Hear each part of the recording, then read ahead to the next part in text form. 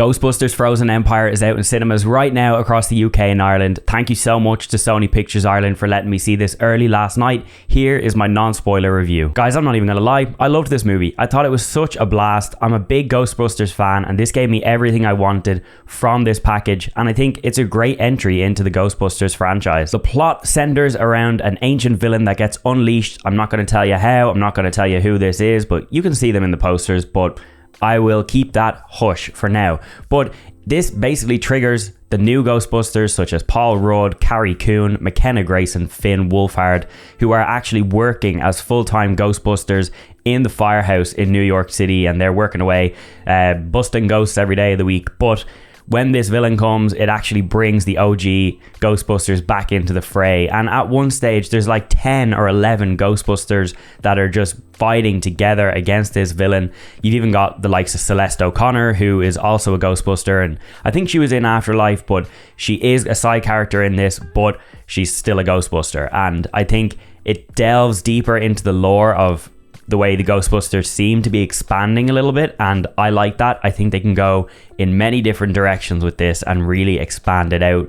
But overall, the stakes are a lot higher than Afterlife because, as the movie is called, Frozen Empire, this villain freezes the entire of Manhattan over, and essentially, as the characters say, it's a second ice age. And I liked this. I think the CGI was actually really cool. Just the way the ghosts move. There's one ghost called the Possessor.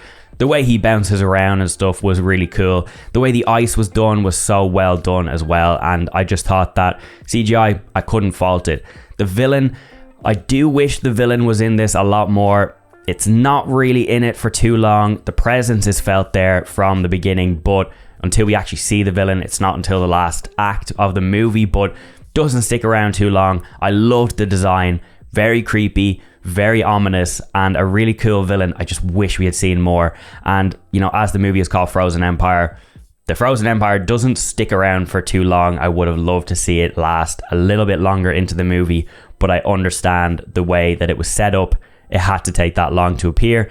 But I think the characters were great. Kumail Nanjiani joins the cast here. I'm not going to tell you who he is because it's actually a really fun story that goes into who his character is. But he was so funny. He was hilarious. He had my entire screen laughing in every line that he made. He brought such a comedic talent to this movie. He's a great actor, a great person. He's loved by everyone and he does a great job here. So props to him. He was definitely my favorite character in this, followed very closely by Paul Rudd. Now, I have a bit of a gripe because I seen a review before I went into this saying that Paul Rudd is one of this generation's funniest men and he doesn't get a chance to be funny in Ghostbusters Frozen Empire.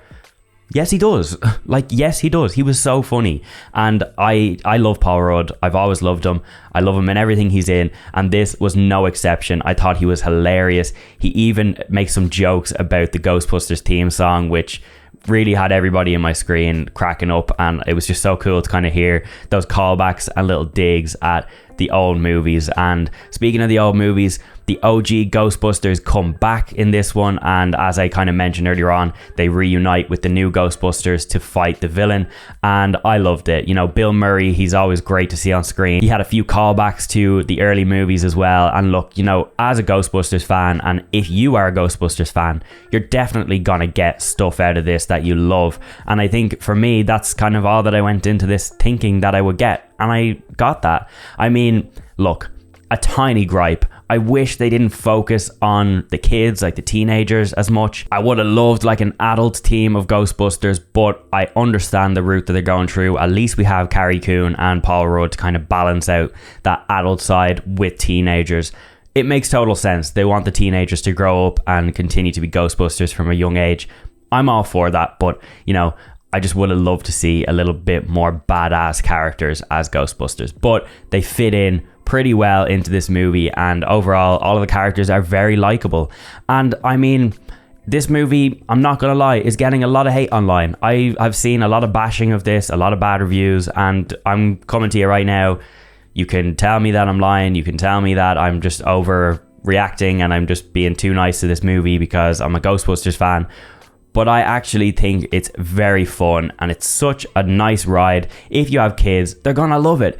If you're a Ghostbusters fan, you're gonna love it. Like, I don't know what else people want from this movie. It's not trying to be an Oscar-winning movie. It's just trying to be a fun, action-filled blockbuster, and I think it succeeds in that. And for that reason, I'm going to give Ghostbusters Frozen Empire 3.5 stars, 7 out of 10. Such a fun ride, one that I think you should definitely see this weekend. There's not much else coming out in cinema this weekend, so I think this will be the top of many people's lists, and I wasn't disappointed. I hope you won't be disappointed, because I do think that this kind of gave me a lot of satisfaction and it made me entertained. And one thing I always say is, if a movie entertains me, it did something well.